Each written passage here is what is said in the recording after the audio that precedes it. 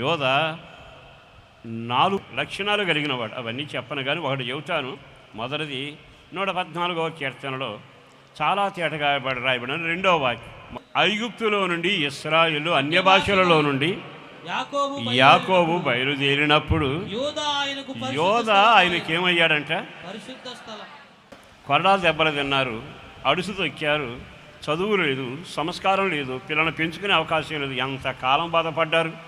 మోషేను పంపించాడు, గొర్రె పిల్ల రక్తం చిలికించాడు, వాళ్ళని విడుదల చేసి బయటకు వచ్చారు. అమ్మయ్య, ఇప్పటికి ఎన్ని సంవత్సరాలు బానిస బతికామండి అని అనుకున్న వాళ్ళు ఏం చేయాలి?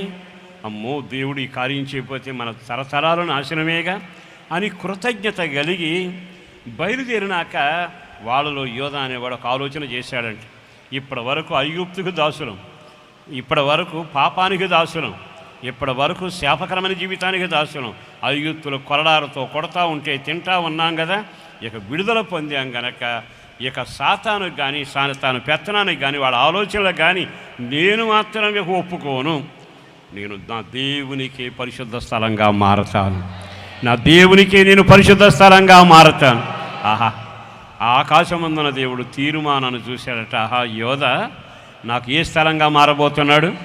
నిన్నటిదాకా పాపానికి, శాపానికి, కన్యలకి, ఐగుప్తు కొరడా దెబ్బలకి అన్నిటికీ నాశనం అయిపోయి దాసోహం అయిపోయి వాళ్ళ వెండి బంగారాలతో ఊరేగి వాళ్ళ మధ్యలో ఏకలోహం అయిపోయాడు.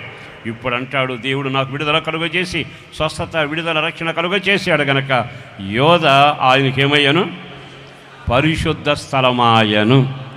ఆకాశమందున దేవుడు చూసి అంటాడు, నేను వీరిని కోరుకుంటున్నాను, నేను వీరిని కోరుకుంటున్నాను, నేను వీరిని కోరుకుంటున్నాను.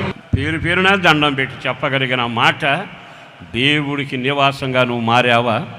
దేవుడు కోరుకున్న వ్యక్తిగా మారావా?